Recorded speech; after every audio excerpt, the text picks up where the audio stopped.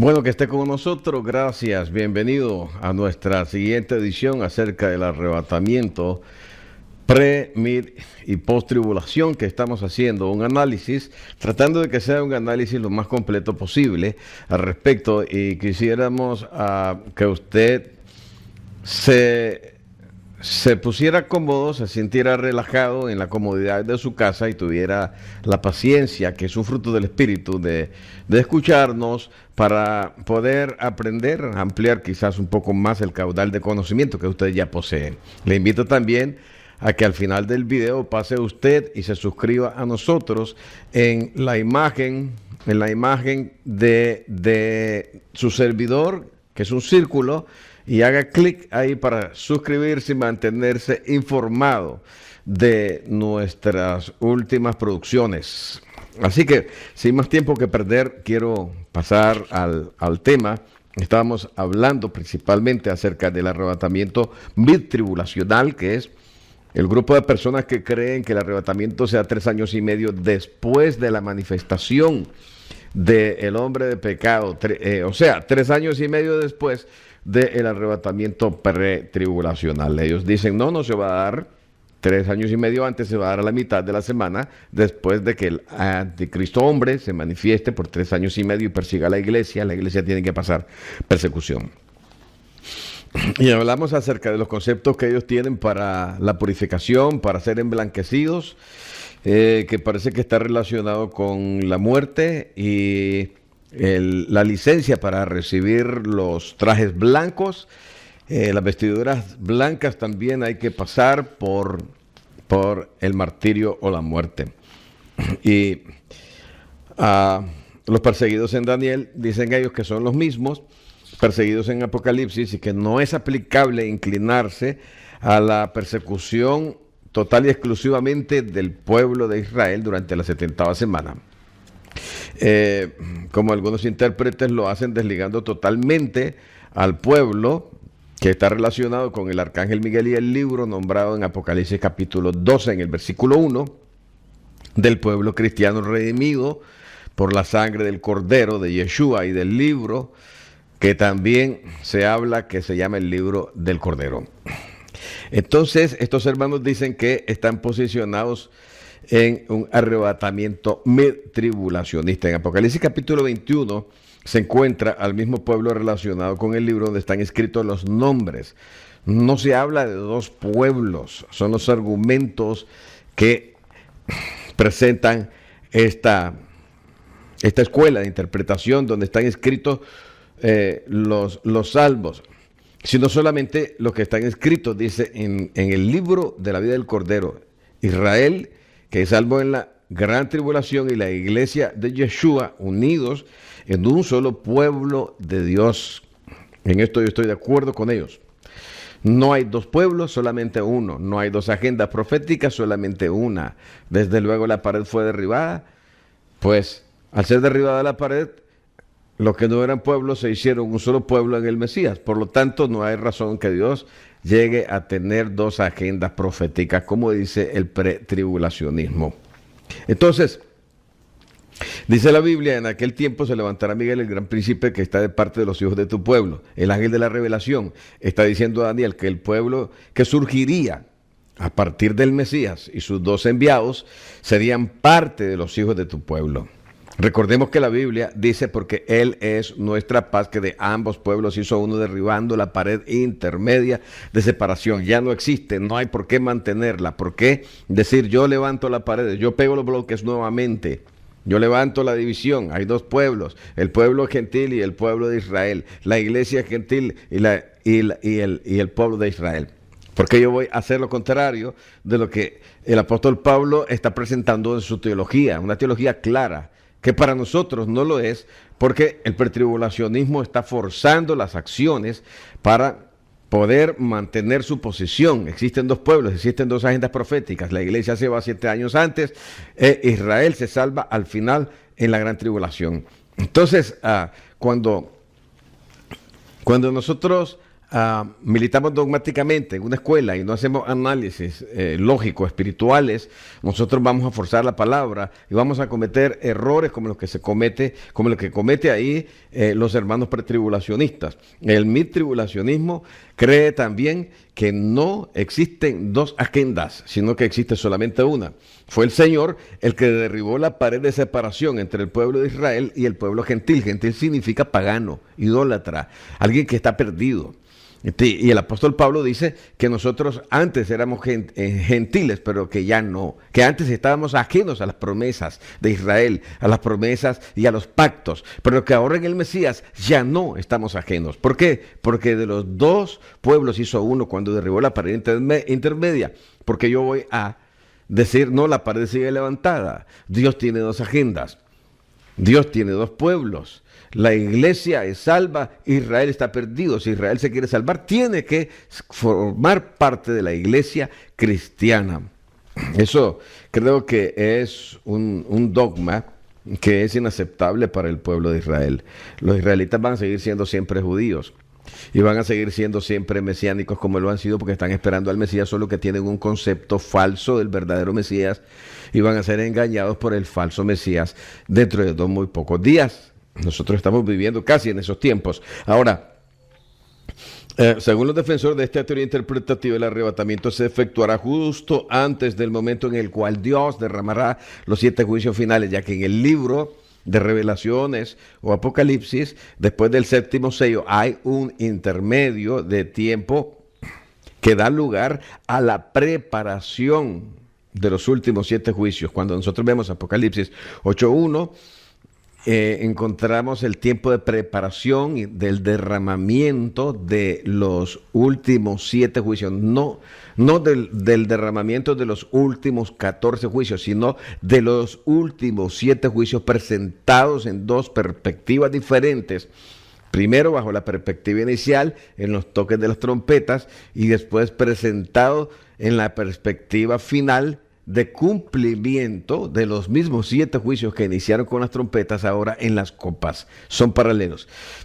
Y en ese momento hay 30 minutos de duelo por lo que va a suceder en la tierra cuando se empiecen a tocar las trompetas.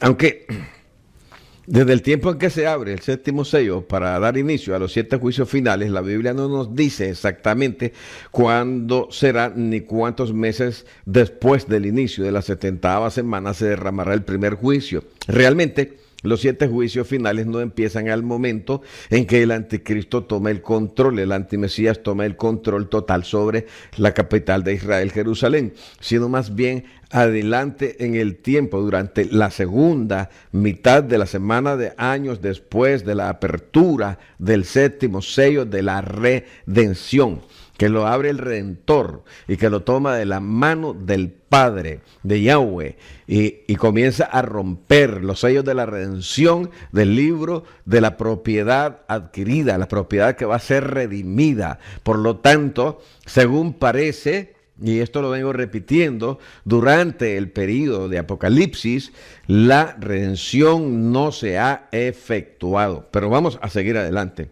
Esto lo vamos a ver también más adelante. Para los intérpretes, estos que estamos hablando, los mitribulacionistas, existen 2 tribulaciones. Primero, la que está relacionada con la iglesia, con la Keilah mesiánica que el Señor estableció en la primera mitad de las 70 semanas de Daniel, y la segunda con relación a Israel en la segunda mitad de la 70 semana de Daniel. Sin embargo, la Biblia habla de un periodo de 42 meses de tribulación, o sea, 1260 días, no habla de 2 periodos completos de tribulación. Nosotros le llamamos tribulación a los 2 periodos de 42 meses o 1260 días, pero realmente la tribulación solamente dura 1260 días, que es igual a tiempos y medio tiempo, la mitad de un tiempo, o sea, 3 años y medio. Eso está en Daniel capítulo 7:25 y en Apocalipsis capítulo 12, versículo 6, versículo 14 y Apocalipsis 13, versículo 5, si usted quiere cotejarlo en su Biblia. Mencionemos otro versículo que respalda esta teoría, cuando dice: y del templo salió otro ángel clamando a gran voz al que estaba sentado sobre la nube, es decir, al Mesías: mete tu hoz y ciega porque la hora ha llegado, pues la miel de la tierra está madura, y el que estaba sentado sobre la nube metió su voz en la tierra, y la tierra fue cegada. De los dos versículos que van del 17 al 20, habla de la vendimia de las uvas maduras, que son nada menos que la generación impía, los que han rechazado al Mesías durante toda su vida, los que han preferido vivir a sus anchas totalmente, sin tener en cuenta la palabra del Señor, la muerte sacrificial del Mesías Yeshua y los mandamientos del Padre. Y es una generación inconversa e impía que habita en la tierra y que son metidos en el período de los juicios de la ira de Dios, justo después de la siega de la mies, o sea, de los creyentes, cuando son sacados, cuando la cosecha se recoge, antes de los juicios finales. Otra escritura que se usa para demostrar esta teoría del arrebatamiento es 1 Tesalonicenses 4:16, 1 Corintios capítulo 15, versículo 23, versículo 52, Apocalipsis capítulo 12, versículo 5, Mateo capítulo 25, versículo del 1 al 13, y otros versículos más que son incluidos, que usted puede leerlos, que siempre son usadas por los defensores de todas las diferentes teorías de interpretación que existen. Ahora, la profecía de las persecuciones venideras anunciadas por el Mesías Yeshua de Nazaret, ellos dicen en Mateo 24:9, entonces os entregarán a tribulación y os matarán, y seréis aborrecidos de todas las gentes por causa de mi nombre. Pero antes de todas estas cosas os echarán mano y os perseguirán y os entregarán a las sinagogas y a las cárceles, y seréis llevados ante reyes y ante gobernadores por causa de mi nombre. Y esto será ocasión para dar testimonio, pero poned en vuestros corazones no pensar antes como habéis de responder en vuestra defensa, porque yo os daré palabras de sabiduría, la cual no podrán resistir ni contradecir todos los que se opongan. Mas seréis entregados aún por vuestros padres y hermanos y parientes y amigos, y matarán a algunos de vosotros, y seréis aborrecidos de todos por causa de mi nombre. Ahora, para algunos hermanos preteristas, los que creen que estas profecías tuvieron cumplimiento en momentos históricos, ellos dicen la persecución a la que se refieren esos versículos es la persecución que sufrieron los primeros discípulos del Maestro. Entonces nos ponemos a pensar, ¿qué significa esto? Que el Maestro solamente tuvo un mensaje profético o una visualización profética cercana a él, y no pensó nunca en los discípulos que iban a surgir a través de la historia, en la línea del tiempo hasta nuestros días. Eso nos hace pensar como que el Mesías Yeshua tenía una visión profética miope, que no tenía un largo alcance, que hubiera un mensaje solamente para la congregación cercana, de los tiempos cerca, después de su muerte, resurrección y partida hacia el cielo, pero que para generaciones posteriores, más allá de 400, de 500 o 1000 años después, o 2000 años hasta nuestros días, no hubo ninguna profecía. Me hace pensar esto bastante, ¿verdad? Solamente pensar que estas profecías se cumplieron ya en la historia y que ya no tienen ninguna aplicación para ninguna otra generación. Si la palabra de Dios tiene permanencia y es eterna, ¿por qué no se aplica y por qué esta profecía no es dada para todas las edades de la congregación del Mesías?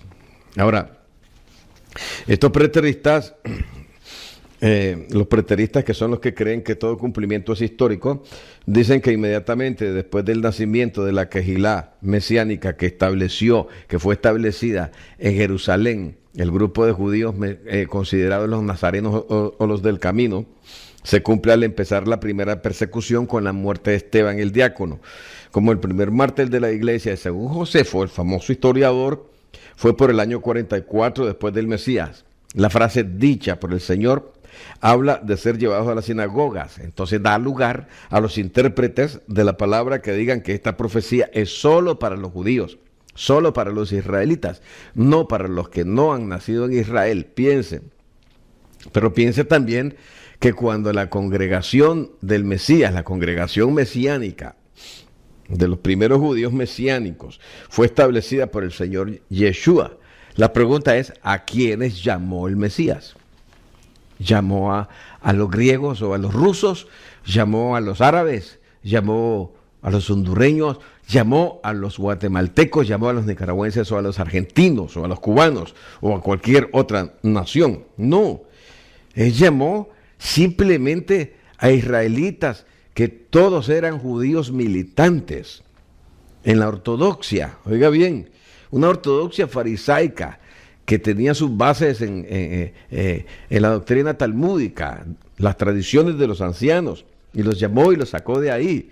Y ellos siguieron siendo judíos, ellos no se convirtieron en cristianos, ellos siguieron siendo judíos, solo que ya no eran talmudistas. Entonces podemos decir que la iglesia primitiva fue 100% judía y era considerada como una secta del judaísmo, no era considerada como una denominación cristiana. Si tenemos en cuenta esto, entonces la profecía del Mesías fue para la congregación. ¿Cuál? No importa si es 100% judía o si no es judía en el sentido de origen, de nacimiento. Después se desataron una serie de persecuciones en la historia que nosotros conocemos también, que trajeron grandes avivamientos de tal magnitud que en el año 75, después del Mesías, la mitad del imperio romano, que era enemigo de Israel, había recibido a Yeshua como Salvador. ¿Se imagina usted? Una iglesia primitiva, una congregación primitiva que sale del judaísmo mesiánico, del Mesías mismo, con 60 millones de seguidores a lo largo y ancho de todo el imperio.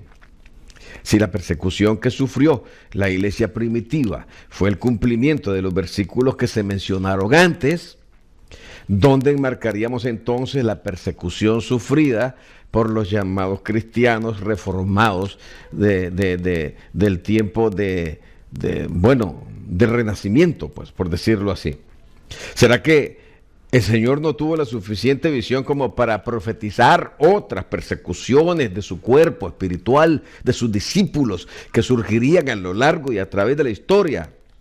Un cuestionamiento lógico hecho por los defensores de esta teoría, según los exponentes de esta línea: las profecías de las persecuciones dadas por el Señor Yeshua no se han cumplido totalmente, sino que tendrán su cumplimiento completo durante los primeros 3 años y medio de la 70ª semana de Daniel, cuando la iglesia será perseguida y será levantada a la mitad de la semana. Ahora, los versículos de los mártires anunciados en Apocalipsis capítulo 6, que es la gran multitud que está con palmas en las manos desde el 9 al 11, son parte de la evidencia de esta persecución que sufrirá la congregación del Mesías cuando el Cordero abre el 5º sello. En su Biblia y en la mía aparecen las almas de los primeros mártires de la tribulación, a quienes se les entregan vestiduras blancas en sus muertes. Luego, en Apocalipsis capítulo 7, en el versículo desde el 9 hasta el 17, Juan ve una multitud incontable de mártires vestidos con ropas blancas. En el versículo 13, un anciano pregunta a Juan: estos que están vestidos de ropas blancas, ¿quiénes son y de dónde han venido? La respuesta está en el verso 14.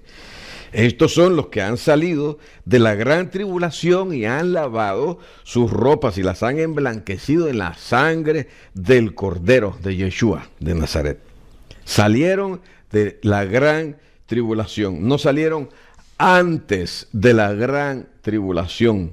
Tampoco dice que son judíos sacados de todas las naciones, simplemente son salvos de todas las naciones que salieron de la gran tribulación. Estos son argumentos que fortalecen la persecución de la congregación o iglesia que podríamos decirle también de la Kehilá que Yeshua estableció en la tierra hace 2000 años hasta el día de hoy, aunque hoy se conoce como iglesia y rechazan los hebraísmos y un montón de cosas por prejuicios, porque dicen que se les está judaizando, aunque no se les obliga a circuncidarse, ni a usar kipá, ni a usar barbas largas, ni a utilizar trajes negros como los talmúdicos fariseos de hoy, ni a rechazar al Mesías Yeshua de Nazaret. No se les enseña eso. Ahora, otras porciones de las escrituras usadas por estos cristianos están también en Apocalipsis capítulo 12, en el versículo 7 de su Biblia y de la mía.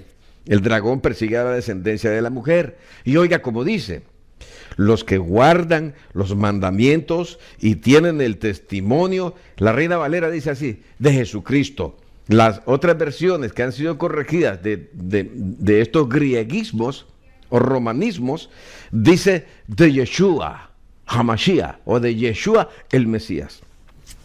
El anticristo sistema, que es la bestia sistema, y el anticristo hombre, que es el hombre que lidera el sistema, hace la guerra contra los santos y los vence, es decir, los asesina. No los vence en su fe, no los doblega en su fe. Ellos no niegan el Mesías, ellos vencen al sistema a través de su muerte y su testimonio.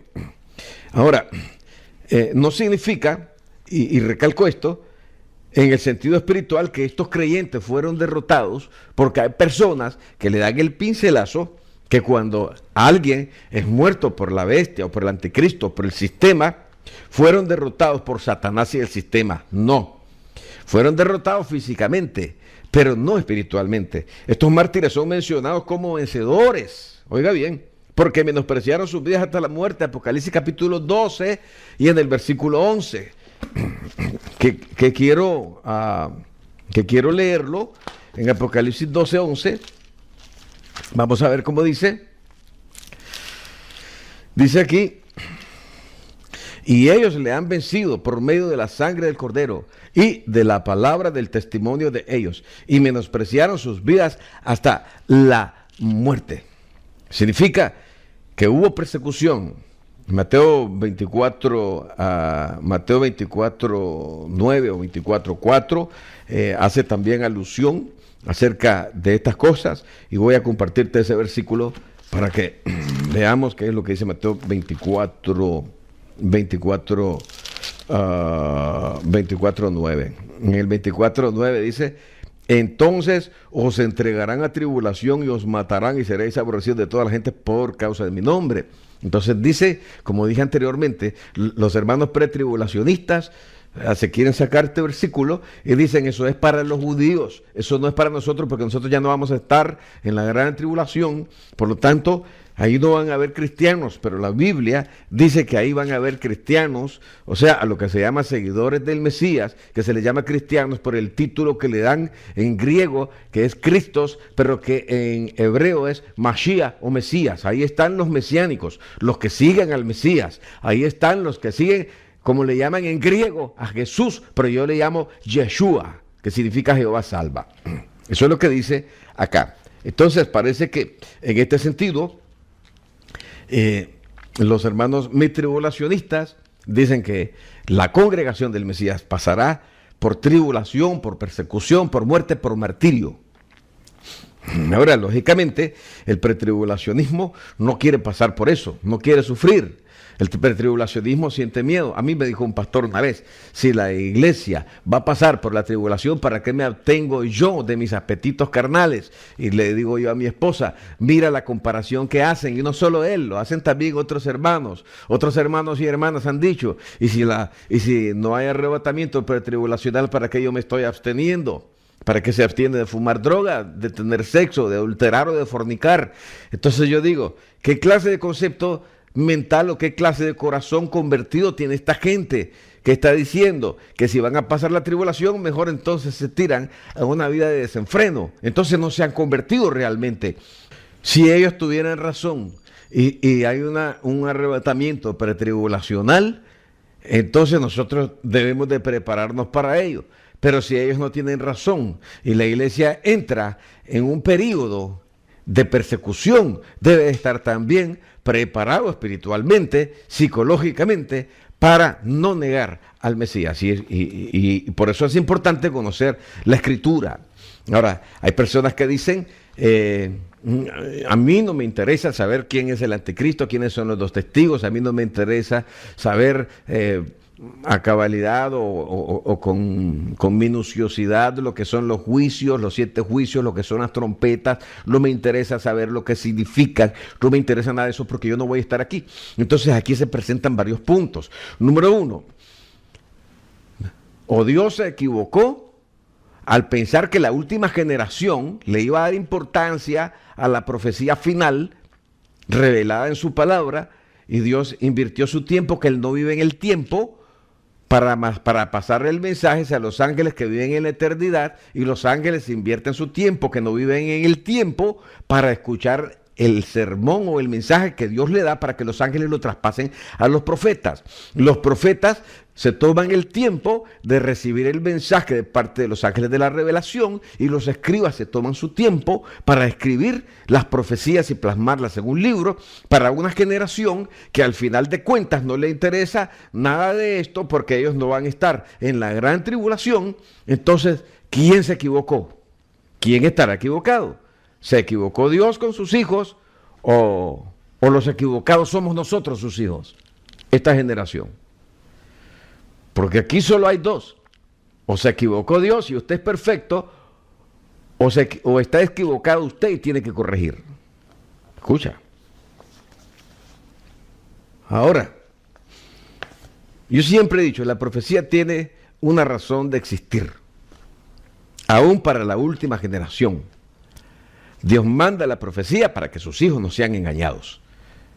Entonces, la profecía es importante tomarla en cuenta y ponerla en el lugar que debemos de mantenerla.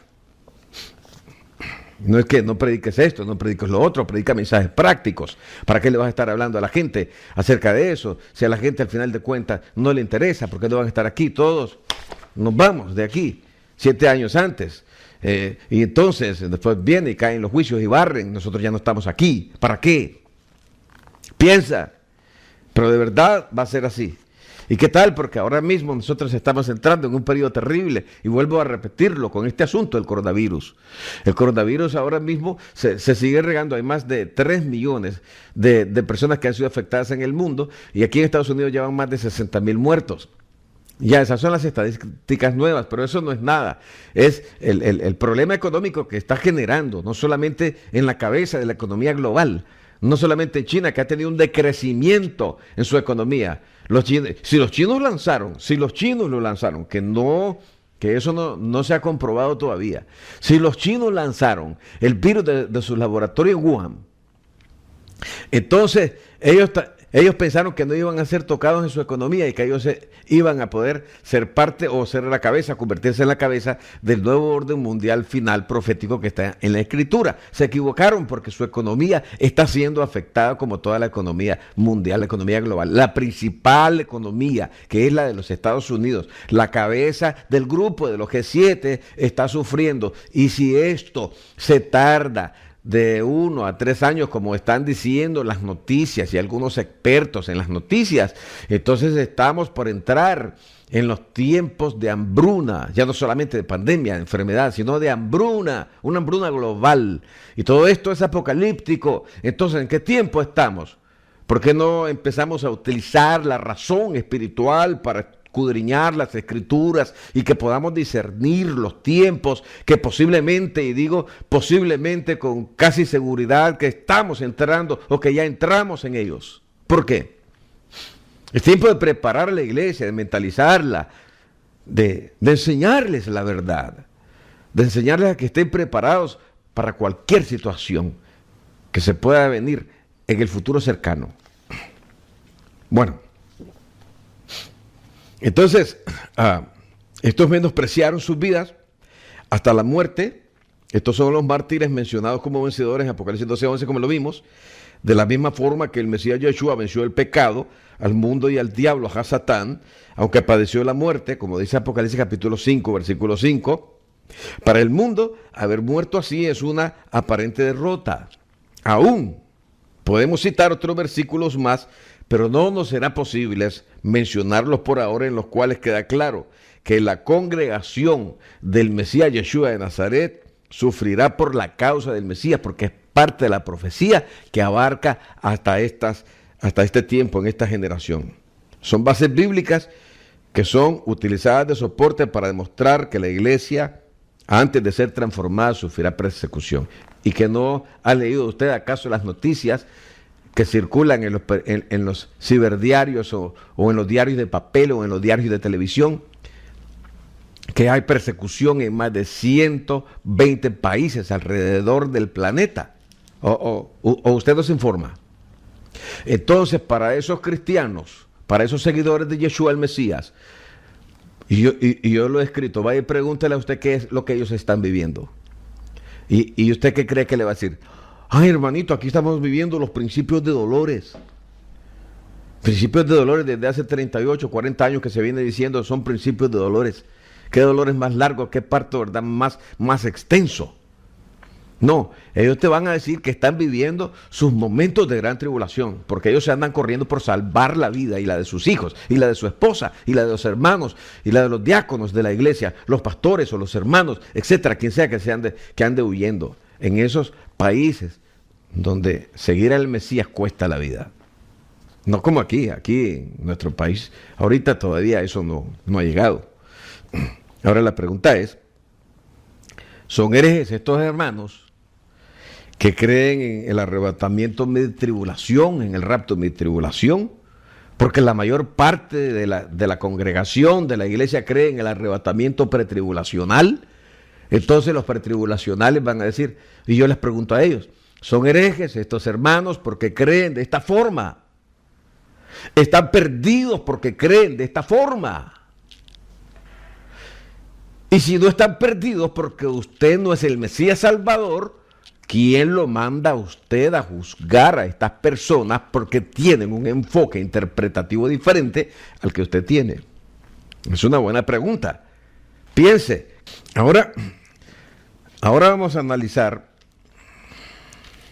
la tercera posición, que es el rapto o arrebatamiento al momento de la segunda venida de Yeshua el Mesías. Este grupo, como el anterior, tiene algunos puntos de convergencia. Ellos también creen que la congregación va a sufrir persecución antes del arrebatamiento, con la única diferencia que el arrebatamiento se da 3 años y medio después de cuando los mid-tribulacionistas creen.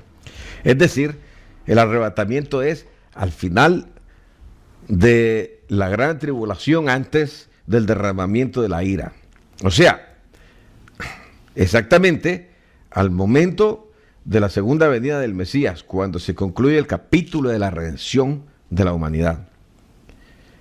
El primer versículo que presentaré como uno de los principales para justificar esta posición escatológica es el siguiente.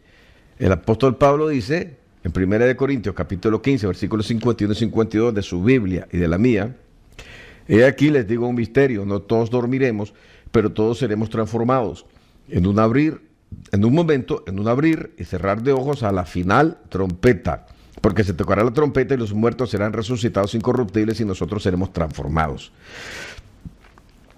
Para entender cuál es la final trompeta, si usted no conoce nada de las fiestas de Dios, de Yahweh, entonces usted no va a entender cuál es la final trompeta y usted va a inventar su propia trompeta.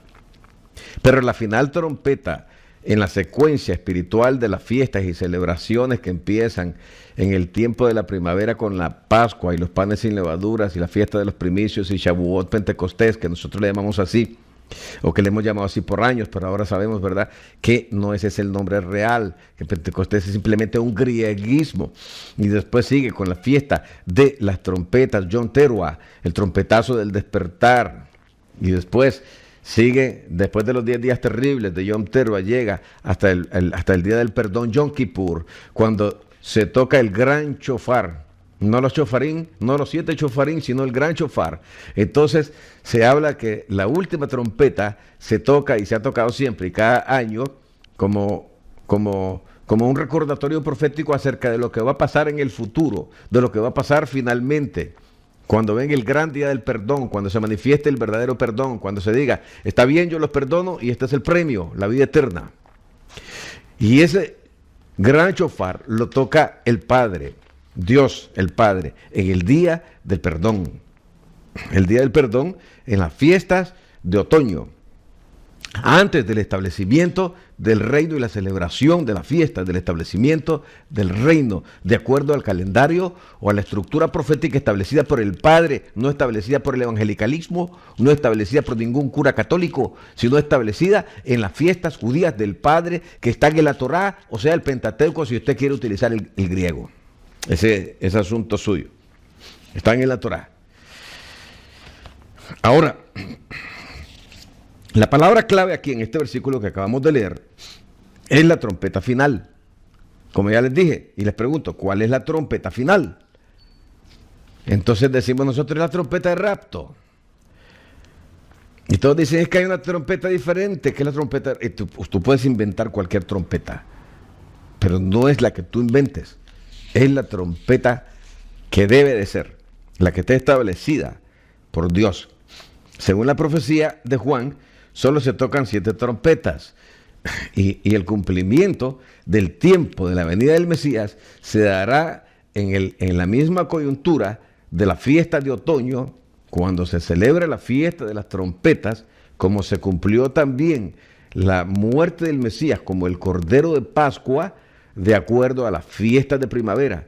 La venida del Mesías está relacionada con el cumplimiento de las fiestas de otoño.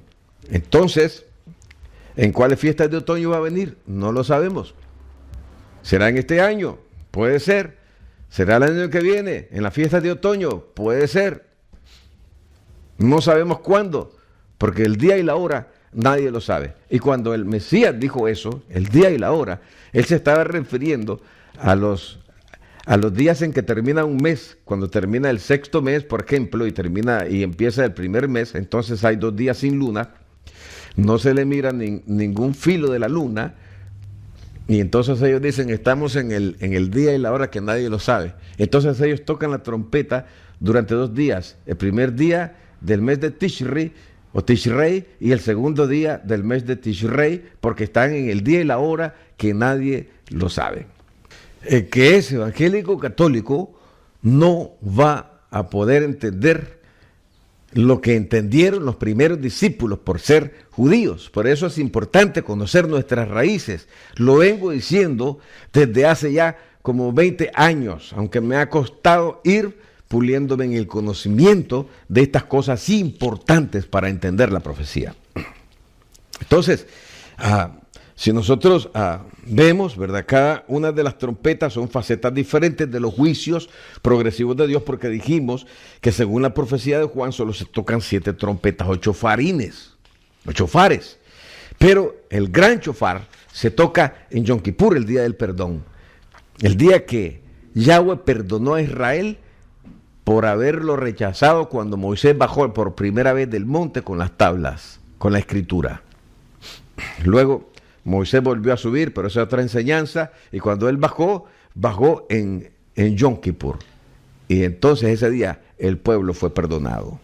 Ahora, cuando nosotros leemos lo que sucede cuando se toca la 7ª trompeta, la 7ª trompeta trae consigo primero el anuncio de la posesión de los reinos de la tierra en manos del Padre y de su Mesías, de Salvador.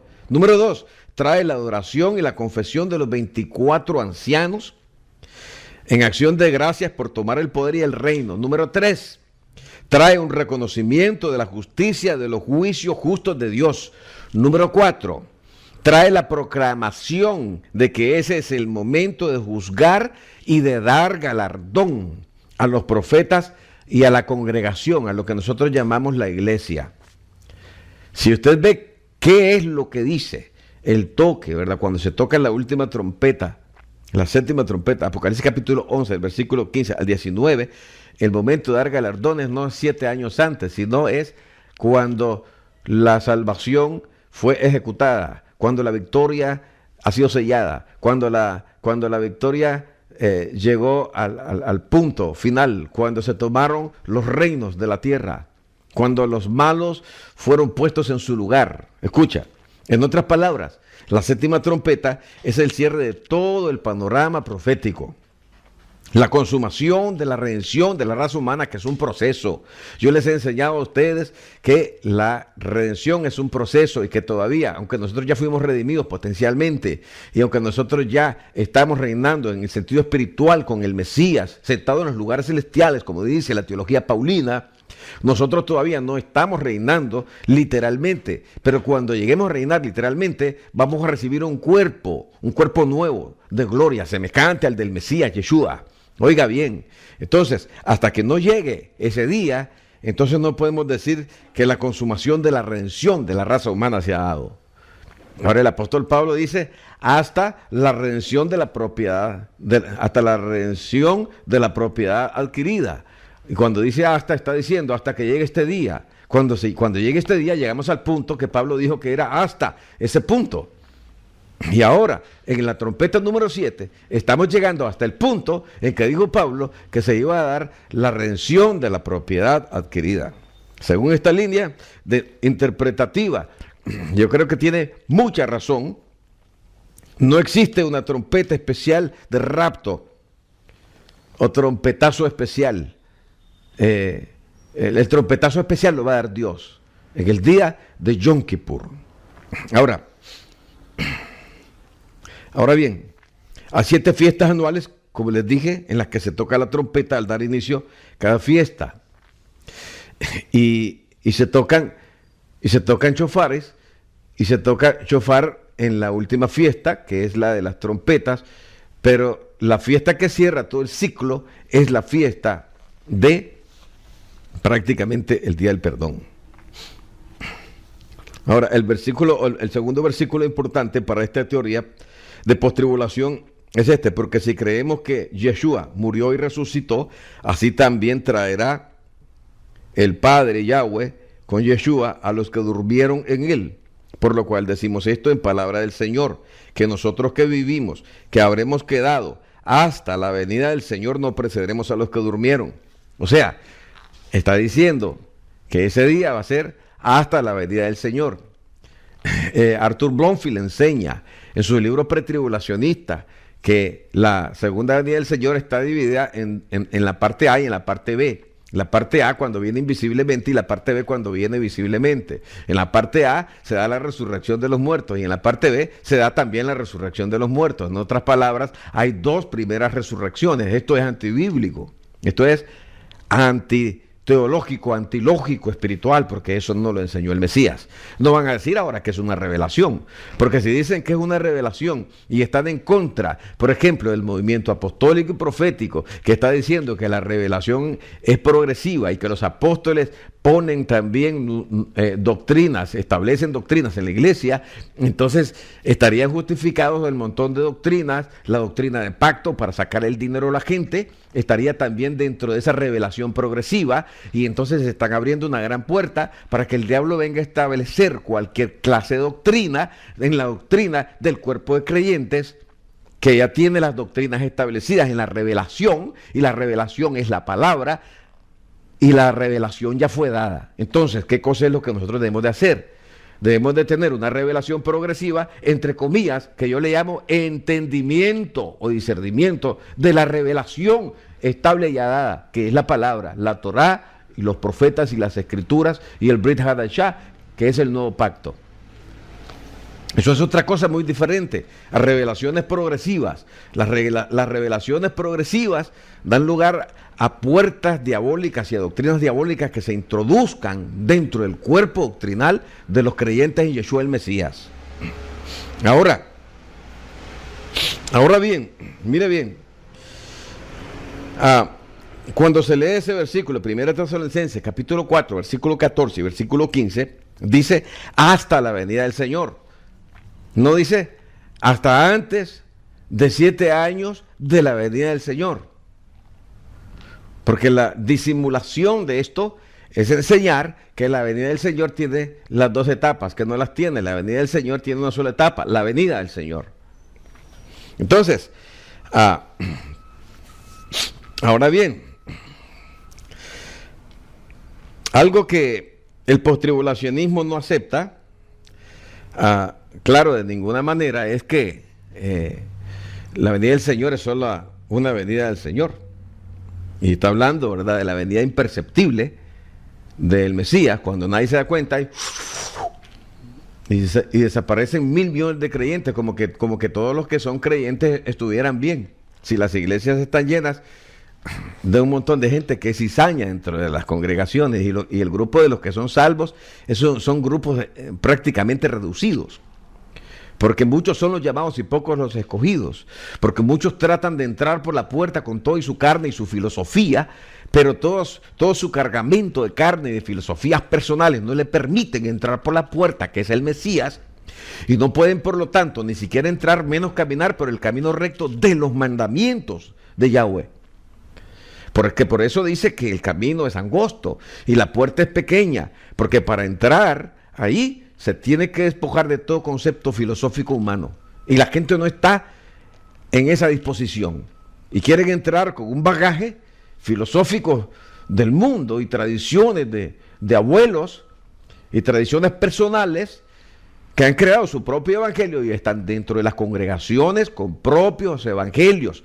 Por eso no han aprendido a dar, por eso no se entregan al Señor tampoco totalmente, por eso viven buscando cómo fallar a los servicios constantemente, porque no les conviene, porque puede ser porque adoran a Mamón, porque saben que cada vez que vayan van a tener tal vez que dar una ofrenda económica y por causa del sucio dinero, entonces pierden muchas bendiciones de parte de Dios, porque no se han convertido totalmente. Pero cuando se convierten totalmente y ponen todo lo demás en segundo plano, sin necesidad de decir que se tienen que dejar manipular por nadie, entonces van a tener una manera de actuar, de proceder diferente, y sus frutos van a decir que ellos de verdad son seguidores del Mesías. Mientras tanto, sus frutos los delatarán constantemente.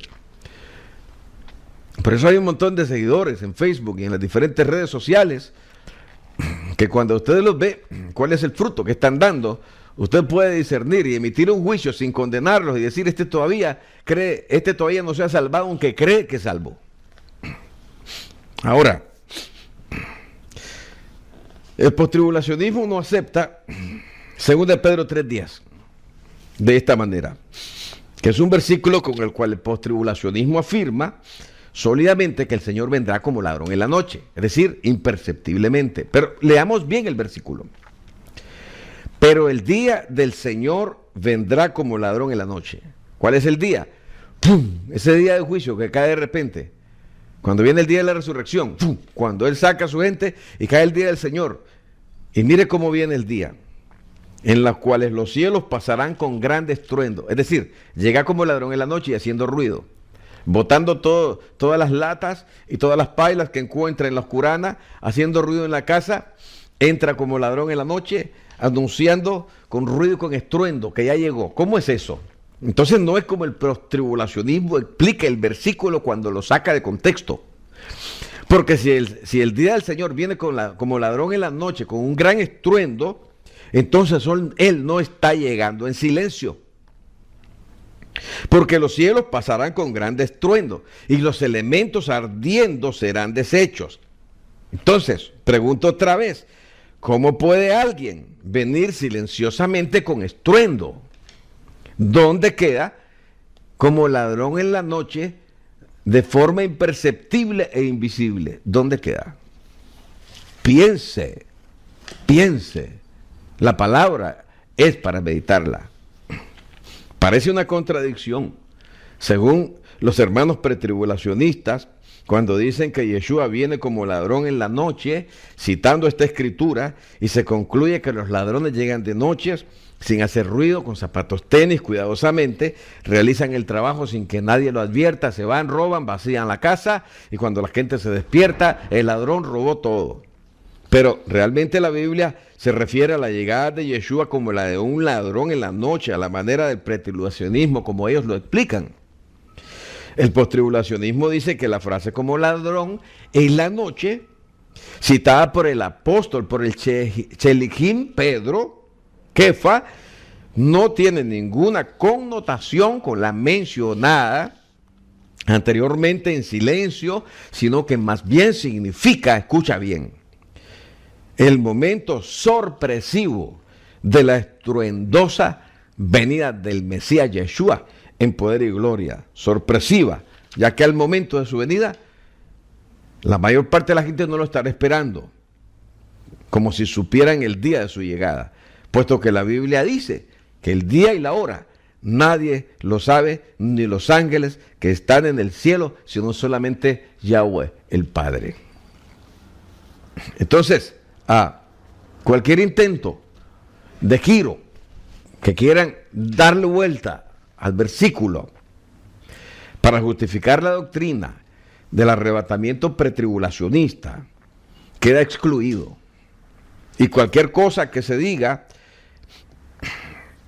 que esto va por el postribulacionismo como un pretexto de cobardía y escapista del pretribulacionismo a la realidad existencial de la congregación santa del Padre de Yeshua durante el periodo de tribulación, el cual es descontextualizado totalmente por el pretribulacionismo.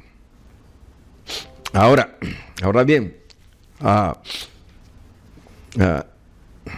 la congregación, la Kehilá, la iglesia, será arrebatada y los muertos en el Mesías serán resucitados.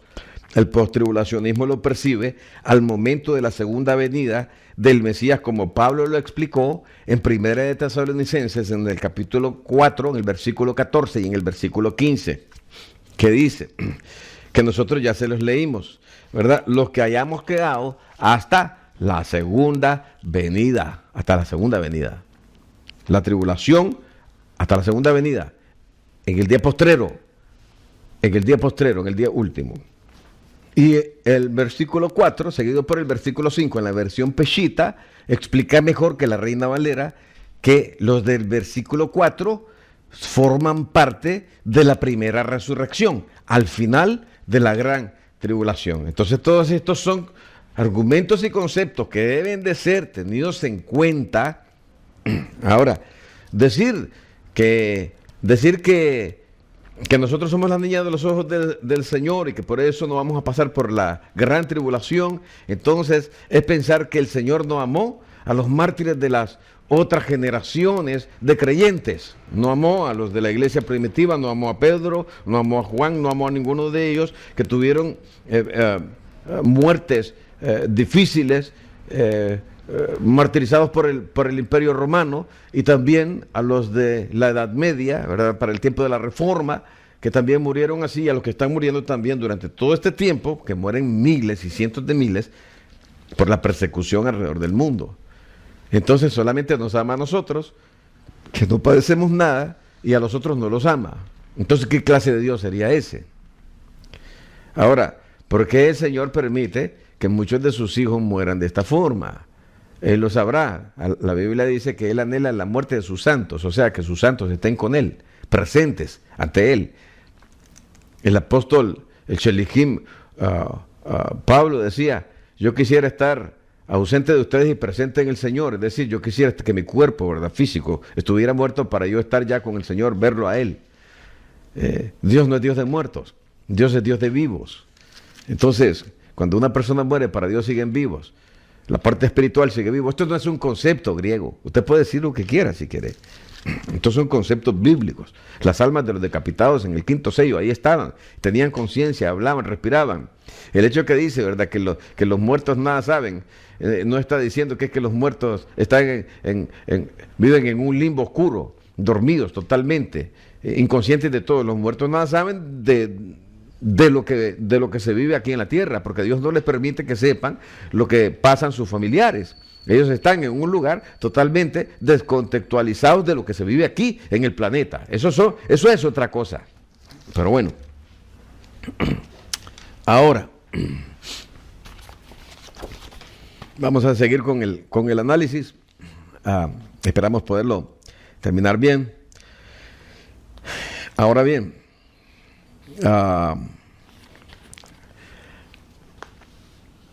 Morir para el seguidor del Mesías no significa perderse en la condenación o ser derrotado por el enemigo. La salvación prometida no es física, es espiritual, pero el pretribulacionismo te hace pensar y le hace pensar a todas las personas, los pastores que enseñan eso, le hacen pensar a sus discípulos que morir es una derrota, que Dios no nos llamó para morir, para ser derrotados de esa forma. Ahora, la promesa no es la salvación del cuerpo. Carne y sangre no pueden heredar el reino. De hecho, el cuerpo tiene que morir. Sin muerte no hay resurrección. Sin muerte no hay resurrección en gloria. El Mesías tenía que morir. Su cuerpo tenía que ser entregado. Porque carne y sangre no heredan la gloria de Dios. Piénselo. Ahora, la pregunta es por qué se hace tanto énfasis en la salvación del cuerpo. Y en caso de que se dé un juicio en el cual se necesita de un jurado para emitir un veredicto, será en contra del mundo y de los ángeles caídos, no en contra de los redimidos. Así que los redimidos no van a ser juzgados para ser condenados porque ya están redimidos. Potencialmente estamos, debemos de perseverar hasta el fin. Ahora bien, la Biblia, vamos a ver. Estamos en los otros muertos no volvieron a vivir, nombrados en el versículo 5 de la versión Reina Valera, que ya dijimos, ¿verdad?, que ese versículo 5 solamente debe de llevar la frase, esta es la primera resurrección y no los otros muertos están en el siguiente versículo, en el 6, pero están en el 5 en la Valera.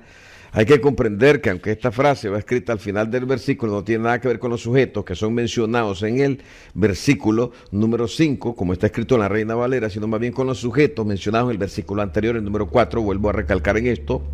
Estos versículos de Apocalipsis 20 reflejan que el momento de la resurrección y de la transformación de los vivos se da inmediatamente antes del inicio del reino milenial del Mesías, Yeshua de Nazaret, cuando viene a cumplir su parte como rey, cuando viene a sentarse en el trono de David. Él ya funcionó como profeta, ahora está funcionando como sacerdote a la derecha del Padre, intercediendo por nosotros, y después viene a cumplir la otra fase de su mesianismo como rey, sentándose en el trono de David. Ahora, es difícil, ¿verdad? Por eso para un judío ortodoxo, fariseo, talmudista, reconocer que en el Mesías Yeshua de Nazaret se cumplieron las profecías mesiánicas, pero hay una profecía que ya no se puede cumplir, y es que el Mesías iba a entrar montado en un burrito. Entonces ahora dicen que eso hay que contextualizarlo a nuestro tiempo y que va a entrar montado en un carro. No, él tenía que entrar montado en un burrito, y ya entró hace 2000 años, pero no lo reconocieron. Ahora, otro texto es este, Apocalipsis 14, 15 y 16. Y del templo salió otro ángel clamando a gran voz al que estaba sentado: mete tu hoz y ciega, porque la hora de cegar ha llegado, pues la miel de la tierra está madura. Y el que estaba sentado sobre la nube metió su hoz en la tierra, y la tierra fue cegada. Ahora, este versículo se refiere al arrebatamiento de la congregación de los santos, solo que está dentro de una coyuntura apocalíptica y no preapocalíptica, como el pretribulacionismo enseña. Ahora, muy bien. Yo sé que este versículo lo utilizan las diferentes escuelas. Este versículo habla de la ciega de la tierra, que está íntimamente ligada al arrebatamiento para los express, para el mid y para el post, tribulaciones, post. Lo que hace la diferencia son los siguientes versículos, veamos lo que dicen. Y salió del altar, dicen, otro ángel que tenía poder sobre el fuego. Mire bien. Y llamó a gran voz al que tenía la hoz aguda, diciendo, y el que tenía la hoz aguda, el instrumento para cegar, para recoger la cosecha, es el Mesías Yeshua de Nazaret, porque era uno semejante al Hijo del Hombre.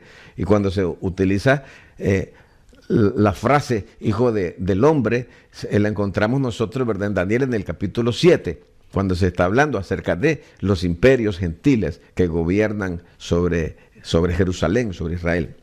Entonces, el Hijo del Hombre es un título, un nombre, como se identifica al Mesías. Mete tu hoz y vendimia los racimos de la tierra, porque sus uvas están maduras. Y el ángel arrojó su hoz en la tierra y echó las uvas en el gran lagar de la ira de Dios. Entonces, aquí primero sucede el arrebatamiento y después caen los juicios, la ira de Dios. Y fue pisado el lagar fuera de la ciudad, y el lagar salió sangre hasta los frenos de los caballos por 600 estadios. Estos versículos presentan la gran batalla de Armagedón, que aparece en estado de preparación en Apocalipsis o en Revelación capítulo 16, versículo 2.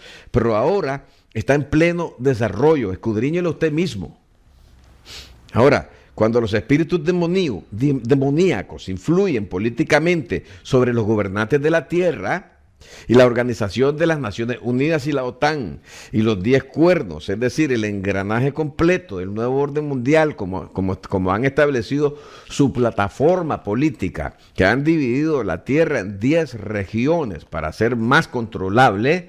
Esto no es teoría de conspiración, y si fuera teoría de conspiración, cuando nosotros leemos esas teorías, nos damos cuenta y tenemos que reconocer que en la historia siempre han habido conspiraciones, y que si yo voy a tomar parte del conocimiento de lo que se le llaman teóricos de la conspiración, y que esa palabra, teoría de conspiración, es una palabra inventada también por los elitistas, por los iluminados, por los masones luciferinos, que la establecieron y la dieron a conocer a través de Hollywood para bloquear la mente de las personas cuando tú le estuvieras enseñando también mensajes apocalípticos. En una ocasión yo le estaba enseñando a alguien mensajes apocalípticos y dice, teoría de conspiración. Bloqueó su mente inmediatamente. ¿Por qué? Porque el diablo los programó. Exactamente para eso lo hicieron.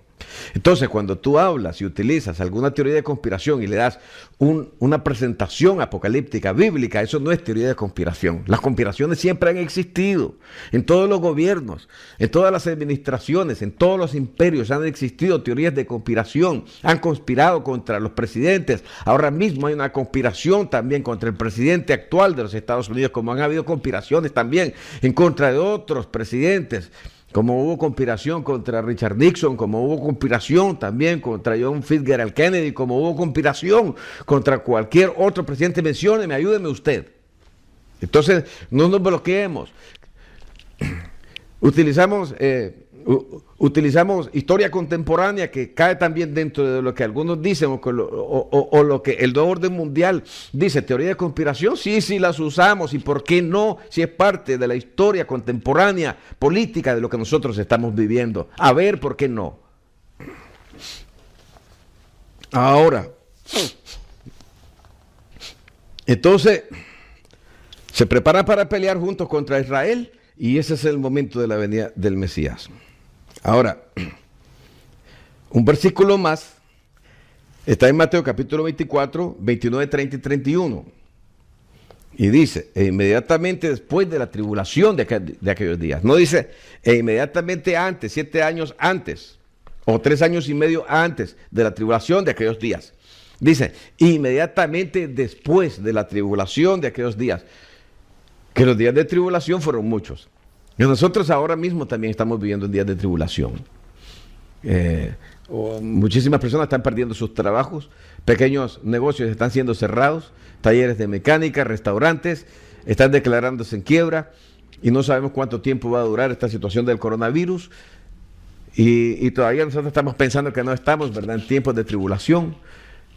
Los pájaros caen del cielo, sea por lo que sea, que están diciendo que caen por ondas de microondas, que vuelan en el aire con nuevos sistemas, etcétera, etcétera. Caen miles, y en 2014 creo que el primer día de enero cayó un millón de pájaros aquí en uno de los estados allá hacia California, un poquito antes de llegar a California, aquí en los Estados Unidos. 1 millón de pájaros en vuelo, se murieron masivamente, las especies se están muriendo, y todavía queremos persistir nosotros y seguir creyendo que nosotros no estamos en tiempos de tribulación cuando la tierra se está muriendo. La tierra es un planeta, señores, que se está muriendo. ¿Cuántas veces se los voy a repetir? La tierra es un planeta que se está muriendo. Necesita ser restaurado, y solo hay un restaurador, es el Redentor Yeshua de Nazaret, solo Él. Por eso Él viene pronto. Bueno, Ahora, este versículo dice, inmediatamente después de la tribulación de aquellos días, 3 puntos suspensivos, entonces aparecerá en el cielo la señal del Hijo del Hombre, Yeshua el Mesías, como se le llama al Mesías, el Hijo del Hombre, y enviará a sus ángeles con gran voz de trompeta y juntarán a sus escogidos de los 4 vientos, desde un extremo del cielo hasta el otro. Esos son los israelitas esparcidos. Y ese es el caballito de batalla, siempre. Y están diciendo, por eso es para Israel. Pero aquí hay una cosa. Enviará a sus ángeles con gran voz de trompeta. Y es lo mismo que dice 1 Tesalonicenses capítulo 4, 16 y 17. Que dice, ¿verdad? Que el Señor mismo con voz de arcángel y con trompeta de Dios descenderá del cielo. Y la versión la versión católica de la Biblia de Jerusalén dice, porque el Señor descenderá del cielo a la voz del arcángel. Y aquí dice, enviará a sus ángeles con gran voz de trompeta. Y en Apocalipsis, en Mateo, en el capítulo 13, te dice en la parábola del trigo y la cizaña que los segadores son los ángeles. Lo que el Mesías tiene sentado en la nube es una hoz, que es un instrumento de segar. Eso representan a los ángeles. Es una forma de hablar metafórica. Y tiene los ángeles, ¿para qué? Para cegar la tierra. Y ahora los manda a cegar la tierra. ¿Cuándo? Inmediatamente después de la tribulación de aquellos días. No antes, sino después de la tribulación de aquellos días. ¿Ha habido tribulación? Sí, ha habido tribulación. Ahora viene la siega y después viene la ira. Ahora bien, se debe entender que la frase de un extremo del cielo quiere decir desde un extremo de la tierra al otro. La mayor parte de los intérpretes de la profecía atribuyen esta reunión a los israelitas desde los 4 puntos cardinales, porque como hay 2 supuestas agendas proféticas, de las que ya hablé anteriormente, que no hay 2, hay una, porque hay un solo pueblo, no hay 2 pueblos de Dios, hay uno, y eso está claro en la teología de Pablo, pero no está claro en la teología de muchos de esta generación. Ahora, otro punto importante que resalta aquí es el contexto de Mateo 24, del 29 al 31, el cual sitúa el acontecimiento del arrebatamiento y la primera resurrección, como lo sitúa Juan en Revelación, al final de la gran tribulación. Y aquí dice inmediatamente después de la tribulación de aquellos días. No hay contradicción en la Biblia, señores, no hay contradicción en la Biblia, sino en la manera en que nosotros la interpretamos. Ahora, después de que nosotros vemos esto, después de que nosotros hablamos de esto, también hay otros argumentos, como Elías, que es tipo de la congregación, que pasó por una persecución también de 3 años y medio en la lucha espiritual, cuando Jezabel quería terminar el culto hacia Yahweh en el pueblo de Dios, y pasó por 3 años y medio, tiempo similar al tiempo de duración de la gran tribulación, o Moisés, o Noé, que estuvo sobre el arca, que representa la salvación de Dios en Yeshua el Mesías, y que flotó sobre los juicios sin ser afectado por los juicios. Dentro del periodo de la tribulación, como dice Apocalipsis capítulo 2 y versículo 10. Voy a leerte aquí lo que dice la versión Peshita. La versión Peshita, pues yo les he dicho a ustedes, usted no puede hacer doctrina de una sola versión. Usted no puede hacer doctrina de una sola versión. Usted no puede hacer doctrina de las versiones católicas.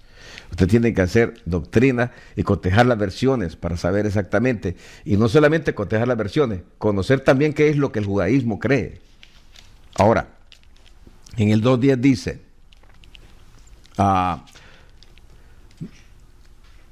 en el 3.10, perdón, el 2.10 ya se los leía anteriormente. El 3.10 dice, puesto que has guardado la palabra de mi perseverancia, yo también te guardaré durante el tiempo de la prueba que está preparada para venir sobre todo lo habitado, para probar a los que moran sobre la tierra. Tienen que ser probados los que dicen que son cristianos, tienen que ser probados los que dicen que están en el Mesías. ¿Por qué? Porque no todos son verdaderos. Entonces, él no va a decir, vámonos todos muchachos, porque no puede ser posible. Sino que Él va a decir, vamos a probarlos y vamos a ver quiénes de verdad son. Y los vamos a meter en el examen. Así que todos vamos en el examen. Y tenemos que aprobarlo si somos verdaderos.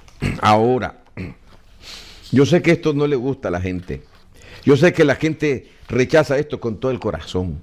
Yo mismo tomé el cassette de ese antes de oírlo y lo quebré contra el piso. Y después quería oírlo para conocer cuáles eran las argumentaciones del hermano que era post-tribulacionista en los años 90, cuando yo todavía no había madurado. Usted tiene 10 años, 5 años de haberse convertido. Usted todavía no ha madurado. Usted todavía conoce parcialmente muchas cosas. Usted no se ha lanzado en un proceso personal de investigación. El proceso de investigación dura durante toda la vida de su existencia en esta tierra, mientras usted respire.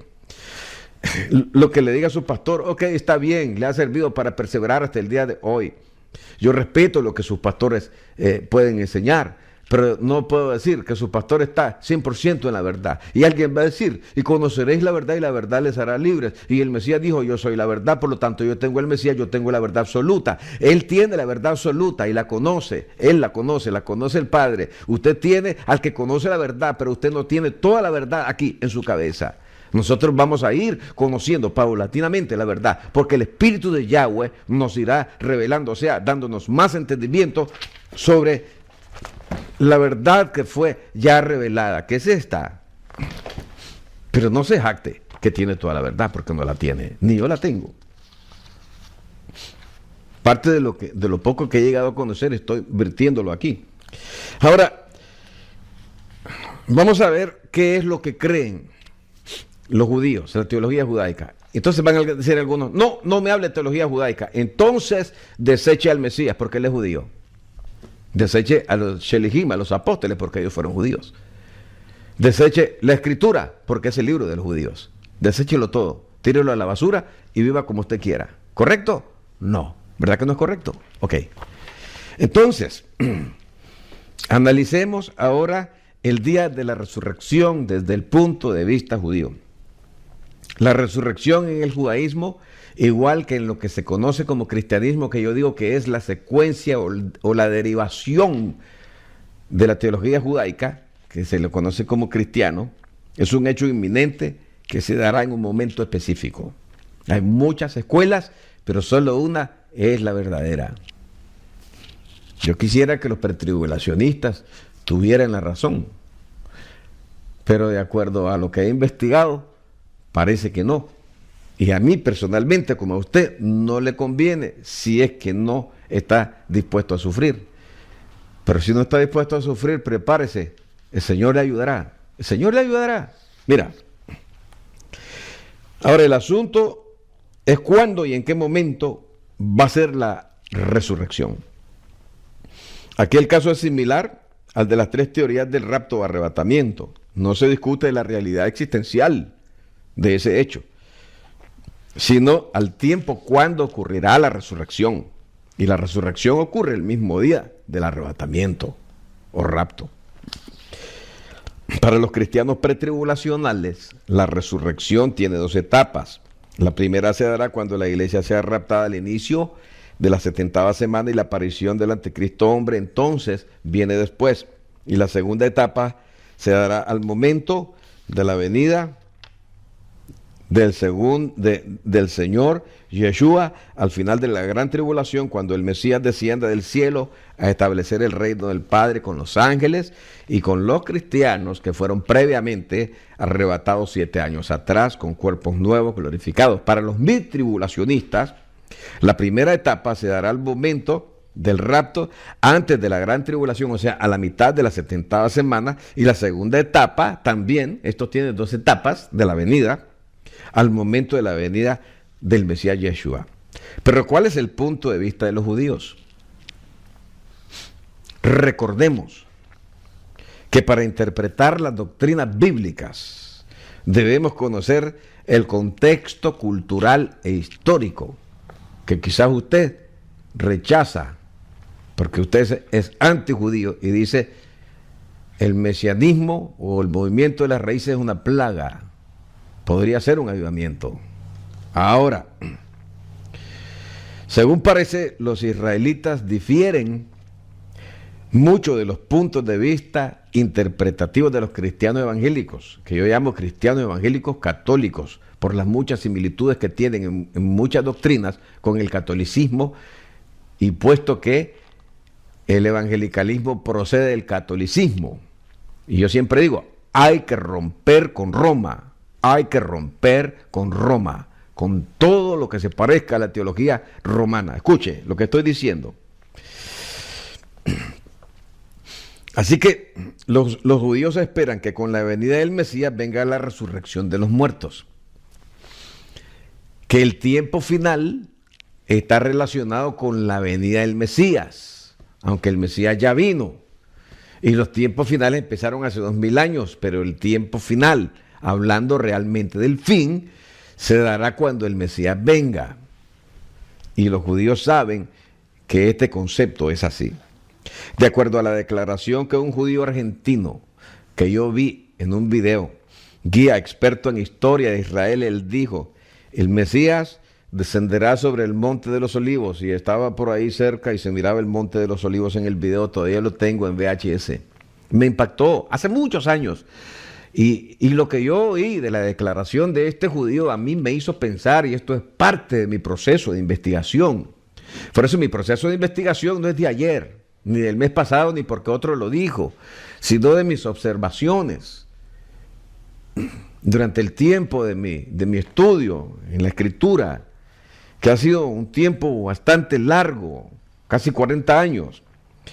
Y él decía, el Mesías descenderá primero sobre el Monte de los Olivos, descenderá hasta Jerusalén después, bajando del Monte de los Olivos, y lo primero que visitará será el cementerio principal donde están las tumbas de los profetas, y se dirigirá allí y resucitará a los profetas, y vendrá entonces entrando en una procesión triunfal a Jerusalén y se dirigirá al monte del templo para purificar el medio templo que será construido supuestamente, de acuerdo a nuestra interpretación, durante la última semana de Daniel antes de la venida del Mesías.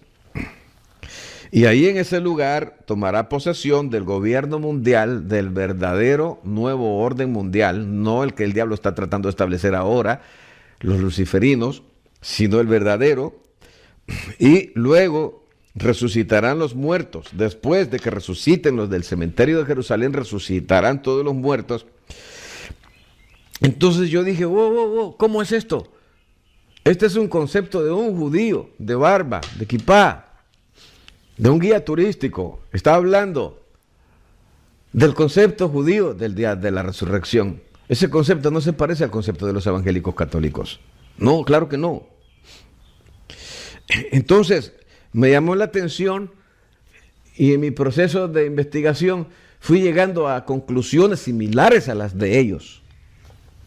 Porque yo digo, si la revelación fue dada primeramente a ellos, nosotros debemos de poner atención a las cosas como ellos las enfocan y las creen. Y en el sentido de investigación escatológica, de lo que es el día de la resurrección, que es un tema escatológico, yo digo, no puedo cerrar mis ojos ni mis oídos, tengo que abrirlos. Y entonces,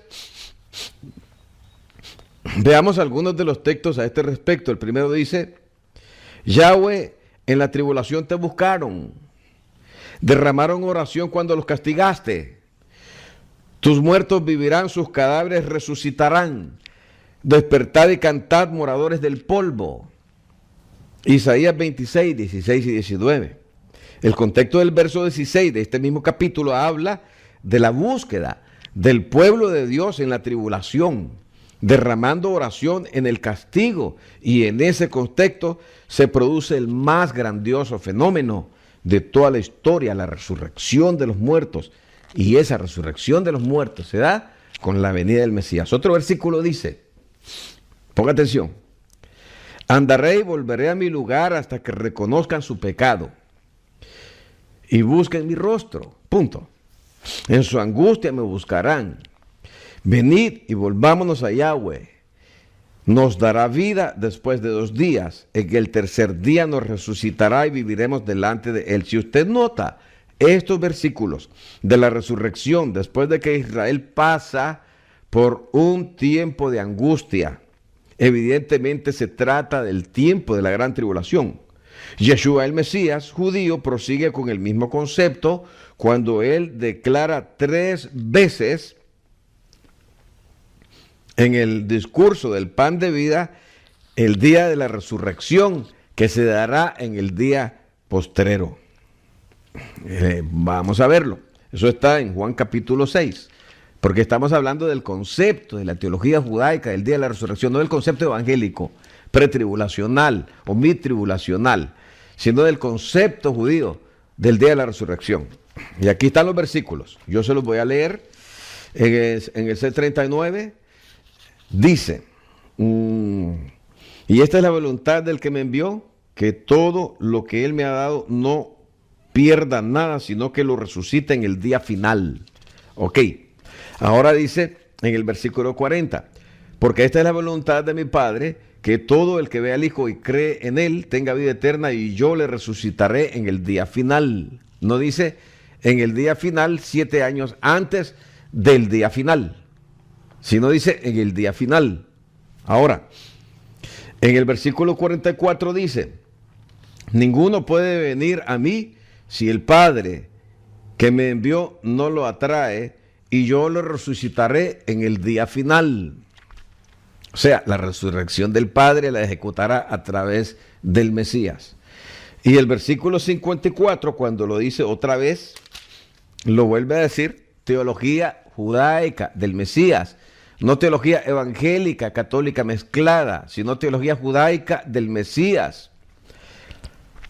Y el que come mi cuerpo y bebe mi sangre tiene vida eterna, y yo lo resucitaré en el día final. Nuevamente, lo vuelve a repetir el Mesías. Esta es la misma teología de Pablo, cuando dice, a la final trompeta, les voy a decir un misterio, a la final trompeta seremos transformados. Y la final trompeta se tocará en el tiempo final, en el cierre de la gran tribulación. Esa es la teología de los judíos, de un judío como Pablo, de un judío como tu Mesías. Y vamos a ver, la hermana de Lázaro está muy triste por la muerte de su hermano. Usted ya lo leyó. Y sale al encuentro de Yeshua. Después de un intercambio de palabras, el Mesías le dice, tu hermano resucitará. Y Marta le dice, yo sé que resucitará en la resurrección en el día postrero. Entonces, si nosotros somos de verdad observadores y estudiosos de la Escritura, no nos incomodemos por descubrir estas verdades teológicas. La resurrección para los judíos se dará en el día postrero.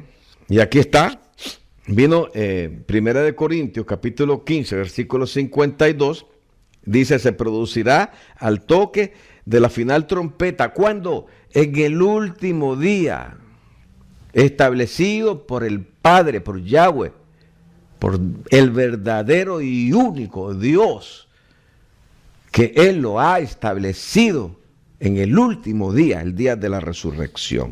Cuando venga el Mesías, cuando descienda del cielo a la final trompeta, porque el Padre dará la orden. El Mesías estaba afuera, sentado como en una nube, dice, y salió un arcángel del trono, o del templo, donde está el Padre en su trono, con la orden del Padre, y le dice, hey, ciega la tierra, mete tu hoz y ciégala ya, porque ya es el tiempo de recoger la cosecha. El Padre sabe cuándo lo va a hacer. Entonces no importa cuál sea nuestra teoría, cuál sea nuestra teología, si nuestra teología no está de acuerdo a la teología judaica del Mesías judío y de los enviados judíos y de los profetas judíos, nuestra teología está errada y tiene que ser corregida. El día de la resurrección se dará en el día final. Y el día final no son 7 años de día, no es un periodo que se llama día, sino en el día final, cuando se cierra el panorama profético y el Mesías viene y redime a los que son de Él y resucita a los que necesitan ser resucitados. Este es tiempo de arrepentimiento, es tiempo de corrección, este es tiempo de enderezar lo que está mal. Estamos viviendo todavía en el sexto mes. El sexto mes es el mes de Elul, antes de que se toque la trompeta en el séptimo mes en Tishrei. Este es el tiempo de Elul todavía. Estamos en el tiempo del arrepentimiento. Todavía el Mesías no ha venido. No se ha tocado la trompeta de la fiesta de las trompetas que anuncia la llegada de la era mesiánica, que anuncia también la llegada de los 10 días finales antes del gran día del perdón, cuando Dios, el Padre Yahweh, toca el gran shofar y perdona a los que están en el Mesías. Y perdona a Israel que vuelve al Mesías, como fue el plan del Padre y que fue revelado también por la teología de Pablo en el libro de los Romanos del capítulo 9 hasta el 11 y que muchos no lo entienden. Yo quiero que usted medite en todas estas cosas que nosotros hemos dicho en este día, porque este estudio lo hemos preparado con mucho amor cristiano, con mucho amor de seguidores del Mesías, con mucho amor para los cristianos, con mucho amor para los oyentes, con mucho amor para los nuevos y también para los viejos, para los que tienen bastante tiempo. Sé que puedes estar en desacuerdo con tu teología, pero yo te voy a decir una cosa que siempre he dicho y lo he dicho por años. En materia de interpretación profética nadie tiene la última palabra, solamente el Padre. Pero una de las cosas importantes que debemos de tomar en cuenta en nuestros análisis es la teología original de la senda antigua. Y cuando dice, paraos por los caminos y preguntad por la senda antigua, ¿cuál es el camino? Y andad por él. No estamos hablando por la senda antigua del evangelicalismo o de la creación de los anabaptistas o los bautistas, después de Martín Lutero y el mundo de las denominaciones. Estamos hablando del tiempo en que vivieron los profetas judíos, de ese tiempo importante para nosotros. Que el Señor les continúe bendiciendo. Estuve con ustedes. Suscríbase a nosotros. Nos vemos hasta la próxima.